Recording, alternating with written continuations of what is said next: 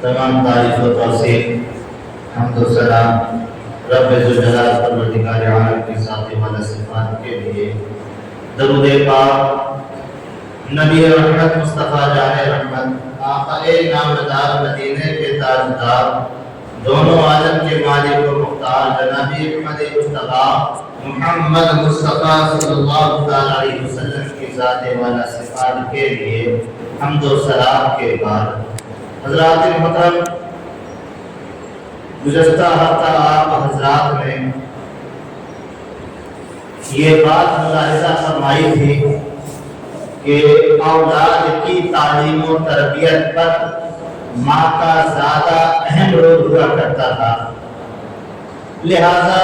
इसके बारे में गुफ्तगू समाअत की थी। इस हफ्ते जो है वालिद की भी कुछ जिम्मेदारियां बनती हैं औलाद के ऊपर, बाप का भी कुछ अहम रोल हुआ करता है औलाद की परवरिश के लिए। तो लिहाजा इसी ज़िम्मे पर आज की गुफ्तगू का उन्वान है। लिहाजा जिस आयत करीमा को मैंने पिछले हफ्ते भी तिलावत किया लेकिन तर्जमा और तफसीर इसकी नहीं हुई, लिहाजा अब इसकी तफसीर और तर्जुमा से मैं अपनी बात को आगाज करता हूँ। अल्लाह तबारक व तआला ने कुरान करीम में इरशाद फरमाया, या अय्युहल्लज़ीना आमनू क़ू अनफुसकुम व अहलीकुम व नारन वक़ूदुहा अन्नास वल हिजारा, या ईमान वालों, अपने आप को और अपने घर वालों को उस आग से बचाओ जिसका ईंधन इंसान और पत्थर है। या अय्युहल्लज़ीना आमनू, ईमान वालों, क़ू अनफुसकुम, अपने आप को बचाओ, क़ू अनफुसकुम, अपने आप को बचाओ, व अहलीकुम, और अपने घर वालों को बचाओ। किससे बचाओ? वक़ूदुहा अन्नास वल हिजारा, उस आग से बचाओ जिसका ईंधन इंसान और पत्थर है। हज़रात मुहतरम, ये आयत करीमा का तर्जमा है। अब इसी आयत करीमा, जब यही आयत करीमा नाज़िल हुई तो हज़रत उमर फारूक आज़म रज़ियल्लाहु ताला अन्हु को जब ये आयत करीमा की तिलावत करने का शर्फ हासिल हुआ, उमर फारूक आज़म रज़ियल्लाहु अन्हु ने जब इस आयत करीमा को तिलावत किया तो उमर फारूक आज़म रज़ियल्लाहु ताला अन्हु इतना तो समझ गए कि अल्लाह तबारक व तआला इस आयत करीमा में ये बयान फरमा रहा है कि या अय्युहल्लज़ीना आमनू, ऐ ईमान वालों, क़ू अनफुसकुम, अपने आप को बचाओ। उमर फारूक आज़म रज़ियल्लाहु ताला इतना तो समझ गए लेकिन वाहिलीकुम को नहीं समझ पाए कि अपने घर वालों को भी बचाओ उस आग से जिसका ईंधन इंसान और पत्थर है।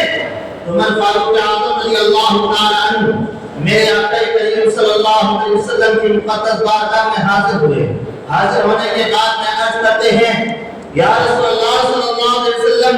इस आयत करीमा का मतलब समझा दीजिएगा। इस आयत करीमा में ये बात तो समझ में आ रही है, या अय्युहल्लज़ीना आमनू क़ू अनफुसकुम, या ईमान वालों, अपने आप को बचाओ। या रसूलल्लाह, ये बात तो समझ में आ रही है कि रब तबारक व तआला मैदान महशर में जो आग भड़काई जाएगी, जो जहन्नम में जो आग भड़काई जाएगी, उससे बचाने के बारे में परवरदिगार आलम इस आयत करीमा में बयान फरमा रहा है। लेकिन या रसूलल्लाह, व अहलीकुम, अपने घर वालों को भी बचाओ। लेकिन या रसूलल्लाह, ये बात समझ में नहीं आई है, या रसूलल्लाह समझा दीजिएगा। उमर फारूक आज़म ने जब ये अर्ज किया, मेरे आका सल्लल्लाहु अलैहि वसल्लम ने इरशाद फरमाया, ऐ उमर, इस आयत करीमा का मतलब ये है कि जिस बात का हुक्म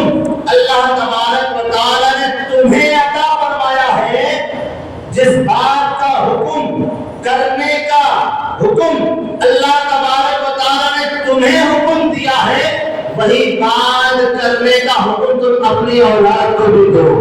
अल्लाह तबारक व तआला ने तुम्हें नमाज पढ़ने का हुक्म दिया है,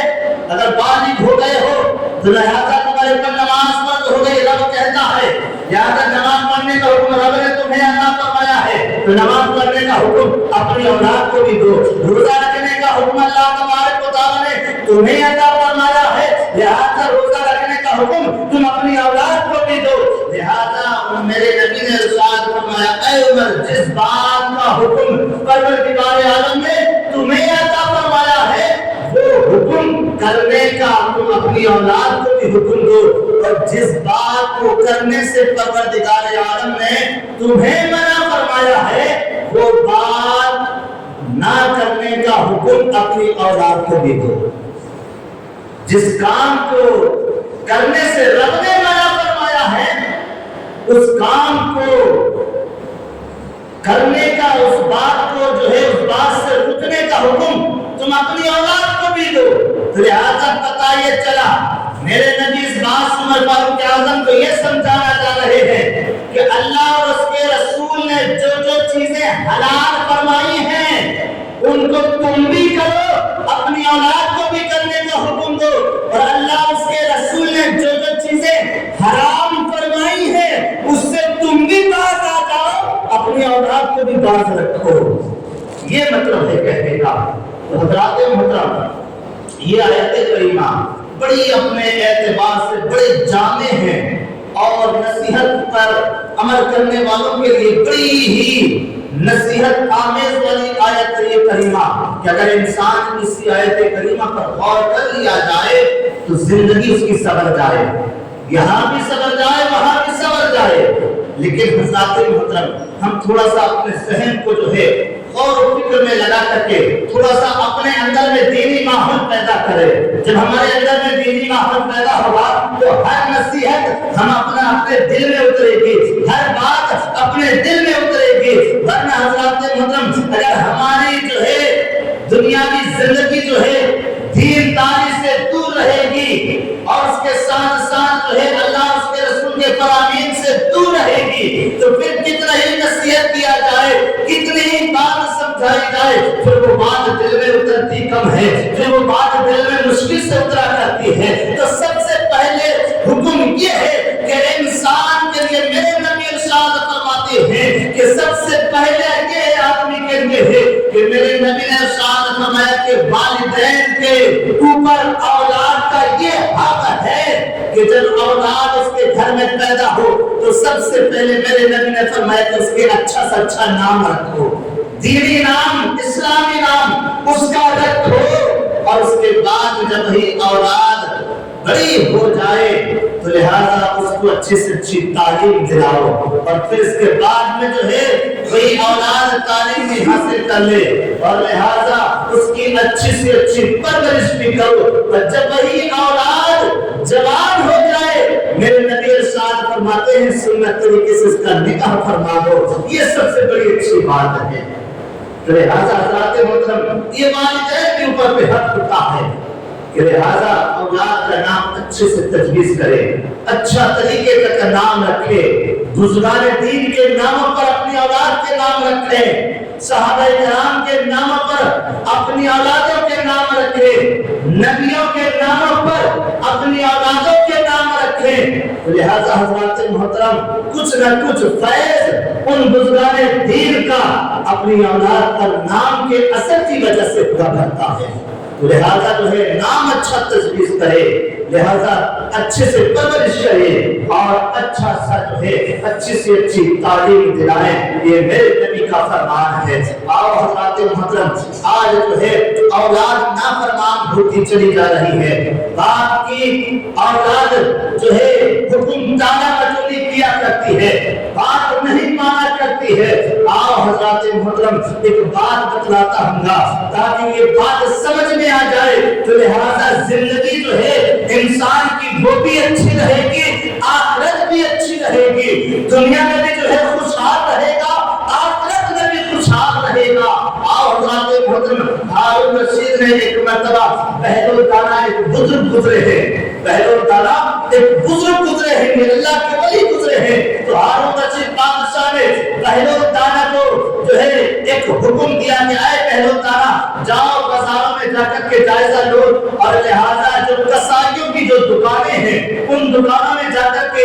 उनका जायजा लो, उनके जो नाम तौल तराजू वगैरह हैं उनको भी जा करके देखो और लिहाजा उनकी जिंदगी के बारे में पूछो कि उनकी जिंदगी कैसी गुजर रही है। तो हारून रशीद के हुक्म के फरमान के मुताबिक बहलोत दाना जो है बाजार पे गए, जाने के बाद में एक कसाई की दुकान पे गए, जाने के बाद में उसके तराजू का जो तौल था, जो वजन था, उस वजन को देखा और वजन को देखने के बाद में तराजू पे गौर फिक्र किया और गौर फिक्र करने के बाद में जो है उस कसाई से पूछा कि आए कसाई जरा ये बता कि तेरा जो है इस दुकान से जो है तिजारत का मामला कैसा चल रहा है, तेरा जो है इस दुकान से रोजी रोटी का मामला कैसे चल रहा है। तो हज़रत मोहतरम वो कसाई कहता है कि क्या बताएं साहब, बड़ी तंगी वाली जिंदगी गुजर रही है, ऐसी जिंदगी गुजर रही है कि ऐसा लगता है कि यही दोस्त की छुरी को जो है मैं अपने जिस्म को काट लूं, इसलिए कि मेरी जिंदगी बड़ी बदहाल गुजर रही है, पूछने के लायक नहीं है। तो बहलोत दाना जो है समझ गए और समझने के बाद में आगे वाली दुकान पे बढ़े। आगे वाली दुकान पे बढ़ने के बाद में उससे पूछा कि आए शख्स जरा ये बतला कि तेरा हाल कैसा चल रहा है। पहले तो उसके भी नाम तौर का जो वजन है उसको भी देखा, तराजू को भी देखा और देखने के बाद में हाल चाल पूछा कि क्या तेरी जिंदगी इस दुकान के जरिए से खुद नौश वाली क्या आराम से गुजर रही है। तो उसने जवाब दिया कि ना पूछिए साहब, बड़ी सलामत वाली जिंदगी चल रही है, बड़ी तंगी वाली जिंदगी गुजर रही है, ऐसी जिंदगी गुजर रही है कि ऐसा लगता है कि लिहाजा जो है अल्लाह तबारक व तआला ने जो है मुझे जो है पैदा अगर ना करता तो यही मेरे लिए बहुत बेहतर था, लिहाजा ऐसी जिंदगी मेरी गुजर रही है। हजरत बहलोत दाना समझ गए, आगे वाली दुकान पे तीसरी दुकान पे पहुंचते हैं, पहुंचने के बाद में नाम तौल को देखते हैं, तराजू को देखते हैं और उसके बाद में उस बुजुर्ग शख्स का, उस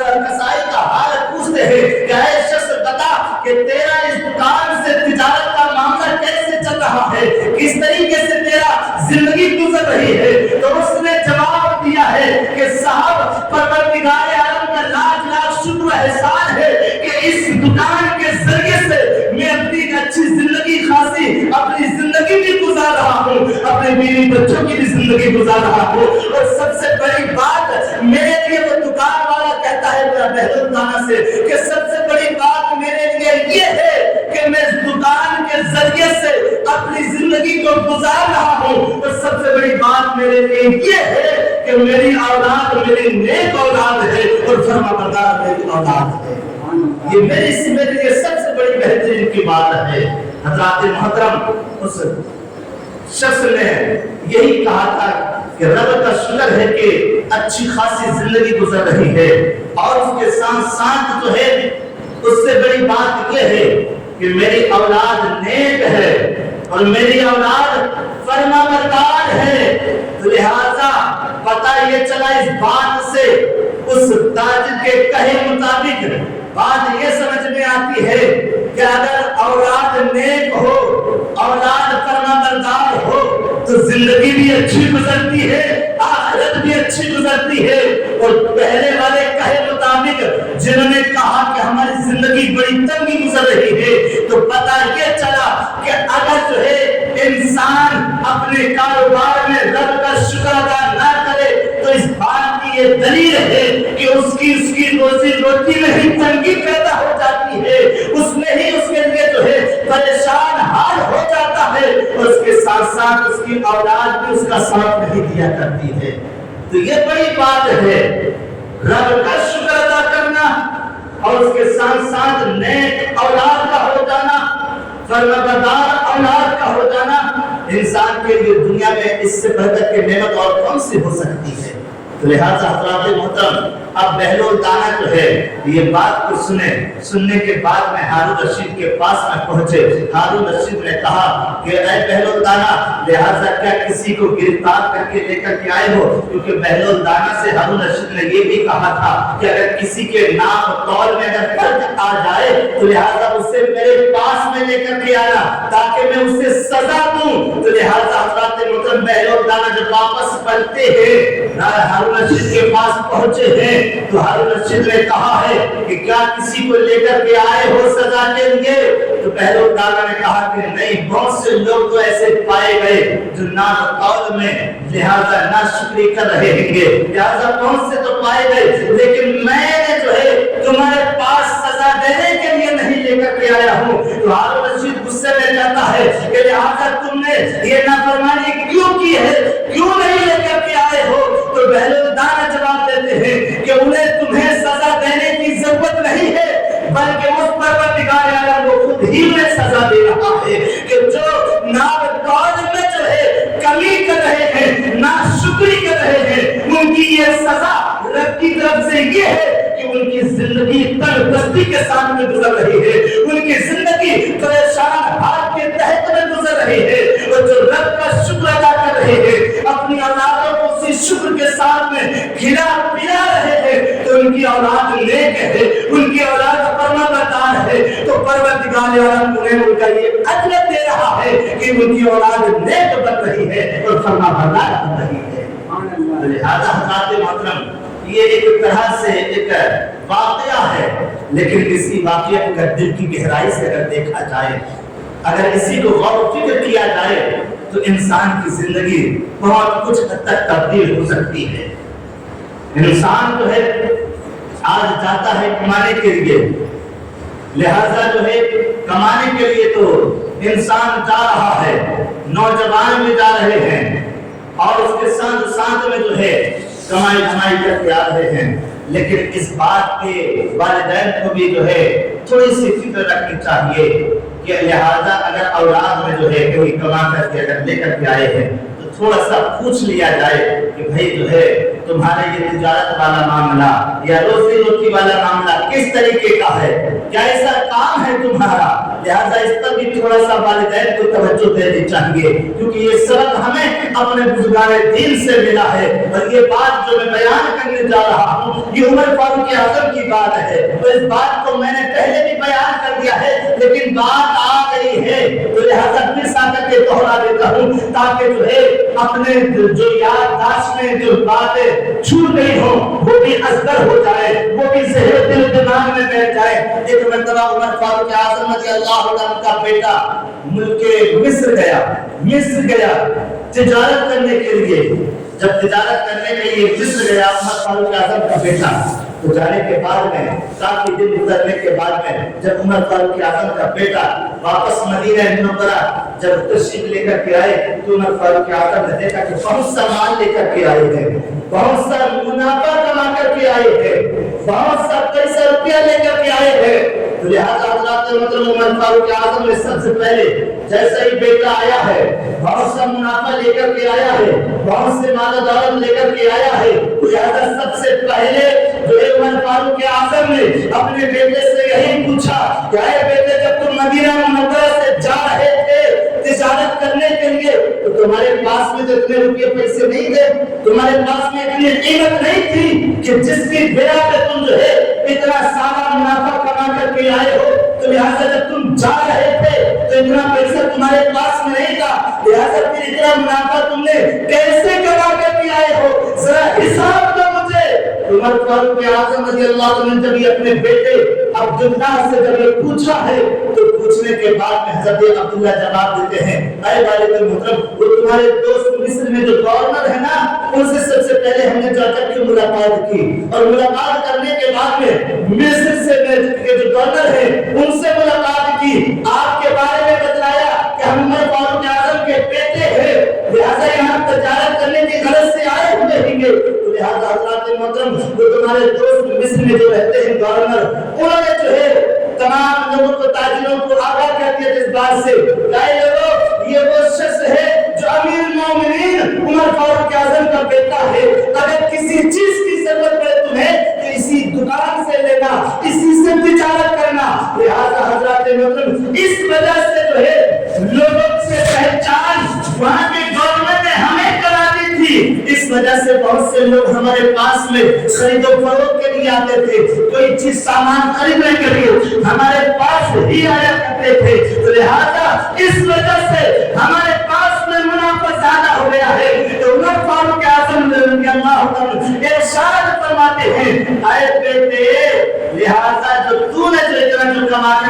کر کے آیا ہے، اپنی محنت سے نہیں کمایا ہے،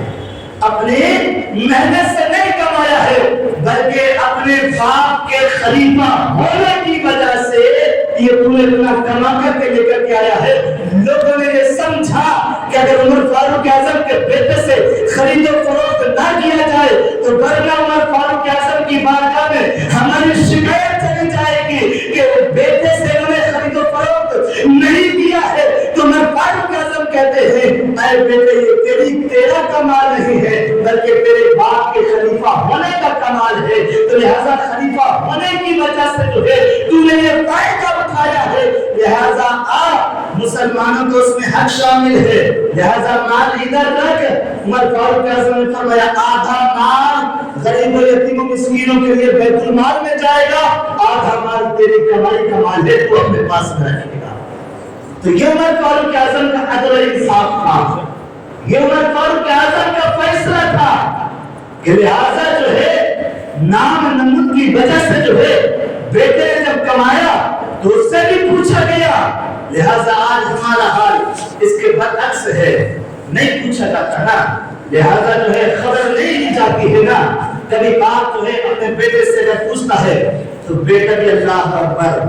سب کی بات نہیں کر رہا ہوں میں، کچھ ایسے اولاد ہیں، کچھ ایسے بیٹے ہیں جو اتنے زبان دراز ہیں کہ باپ جو ہے سوال کرنے پر جو ہے تھوڑا سا ہچکچاتا ہے اپنے اولاد سے کہ میں اپنے بیٹے سے کیسے پوچھوں کہ یہ تمہیں کہاں سے لے کر کے آیا ہے، ورنہ جو ہے بیٹا کچھ کو ہی خود چلا دیتا ہے۔ آج یہ حال ہو گیا ہے، لہذا جو ہے اے ملت کے نوجوانوں ذرا سوچو اور غور کرو کہ لہذا جو ہے کہ اولاد سے جو ہے باپ پوچھنے پر تھوڑا سا ہچکچا رہا ہے، لہذا یہ کتنے بڑی شرم کی بات ہے کہ پتہ اس سے یہ چلتا ہے کہ اولاد جو ہے بڑی تیز تلال اور اس کے ساتھ ساتھ جو ہے بڑے مزاج کی گرم ہے، تبھی تو والد اور اولاد سے پوچھنے پر جو ہے ہچکچا رہا ہے، کوئی سوال نہیں کرتا ہے۔ یاد رکھو اے ملت کے نوجوانوں ذرا اپنے دل و دماغ پر اور اپنی زبان پہ تھوڑا سا نرمی پیدا کرو، لہذا جب نرمی پیدا ہوگی تو لہذا اس سے تمہارا والد تو کیا ماں باپ تو کیا، لہذا تمہارے دوسرے لوگ بھی جو ہے تمہیں پسند کرتے ہوئے نظر آئیں گے، لوگ تم سے جو ہے بات چیت کرتے ہوئے نظر آئیں گے، دوسرے لوگ بھی تم سے صلاح مشورہ کرتے ہوئے نظر آئیں گے، لوگ تم سے جو ہے دوسرے لوگ جو ہے اپنے ساتھی اپنا دوست سمجھنے پر مجبور ہو جائیں گے، لہذا حضرات محترم آج ضرورت ہے ہم اپنے مزاج میں تھوڑا سا نرمی پیدا کریں اور اپنے والدین کی فرما بردار کریں، اپنے والدین کے حق حکم کو ادا کریں، ورنہ حضرات محترم معاملہ تو یہ ہے کہ یہ تجربے والا معاملہ ہے کہ لہذا اگر دنیا میں اولاد نے اپنے ماں باپ کو ستایا ہے، اپنے ماں باپ کو ایذا دیا ہے، اپنے ماں باپ کو تکلیف دی ہے، تو یہ دنیا کا تجربہ ہے کہ لہذا دنیا میں ہی اپنے ماں باپ کا ستایا ہوا دنیا میں ہی رب کا عذاب بھگت لیتا ہے۔ آپ دیکھیے گا، تجربہ کر کے دیکھ لیجیے گا، اپنے آپ پہ نہیں بلکہ جو لوگوں نے ستائے ہوئے ان کا جو ہے تجربہ کر کے دیکھ لیجیے گا، لہذا جنہوں نے اپنے والدین کو ستایا ہے، لہذا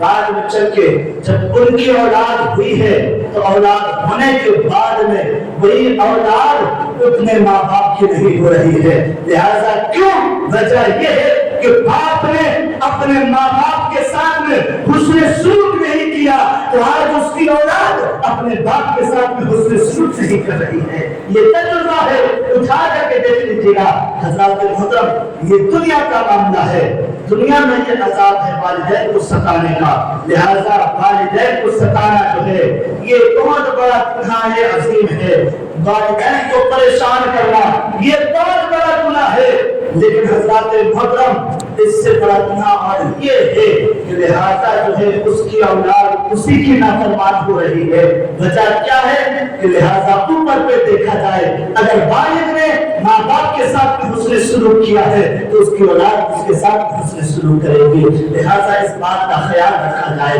اور اس کے ساتھ ساتھ میں ایک بات یہ عرض کرنا چاہوں گا کہ آج بھی کچھ ایسے نوجوان ہیں کہ لہٰذا جو اپنے والدین کی اچھی خاصی عزت بنی ہوئی ہو, اچھی خاصی عزت ہو سماج کے اندر میں, معاشرے کے اندر میں اچھی خاصی جو ہے پوچھ گچھ ہو, تو لہٰذا اولاد اپنے ماں باپ کی عزت کا خیال کیے بغیر جو ہے اپنے ماں باپ کی عزت کو اچھالنے میں لگے ہوئے ہیں, اپنے ماں باپ کی عزت کو بگاڑنے میں لگے ہوئے ہیں. لہٰذا جو ہے والدین کی وراثت یہ نہیں ہے کہ لہٰذا ماں باپ کی عزت کے ساتھ میں کھلواڑ کیا جائے. والدین کی لہٰذا وراثت یہ ہے کہ جس طریقے سے والدین کا معاشرے کے اندر میں عزت ہے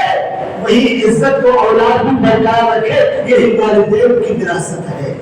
یہی والدین کی وراثت ہے. لہٰذا دوستو اور بالخصوص ملت کے نوجوانوں, بڑا دور خراب چل رہا ہے, بڑا جو ہے قدم قدم کے بھوک رکھنے کا دور چل رہا ہے. لہذا اس میں اپنے آپ کو بدلنے کی کوشش کرنا ہے. اور ایک بات یاد رکھیے گا کہ بات چل رہی ہے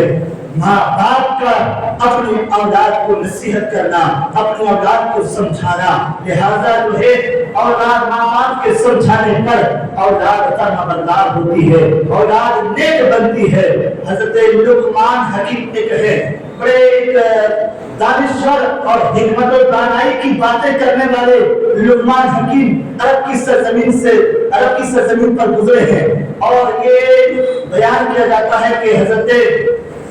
ایوب علیہ السلام اس دور کے یہ ہیں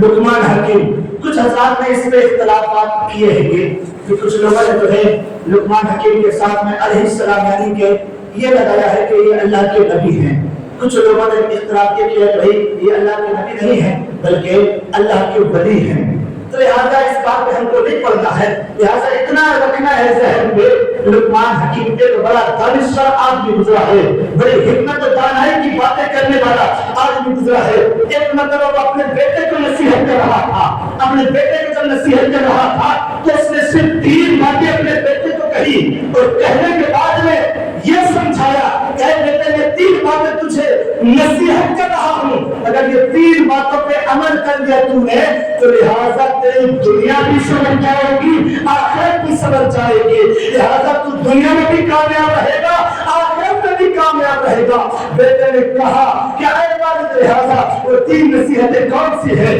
ذرا بتا دیجیے گا. تو باپ اور لقمان حکیم نے کہا تھا کہ اے بیٹا سب سے پہلی نصیحت یہ ہے کہ نیکیوں کو بھول جانا.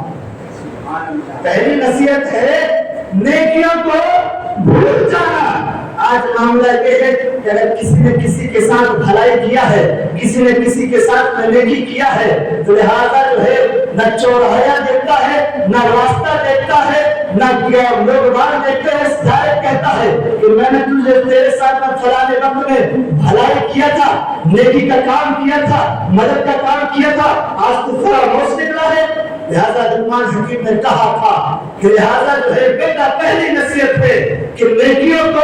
بھول جانا. چاہے وہ نیکیاں تو نے خود اپنے سے کیا ہو, چاہے کسی کی مدد کر کے کیا ہو, لہذا جو ہے ان نیکیوں کو بھول جانا اسی میں بھلائی ہے. اور دوسری اور تیسری نصیحت یہ ہے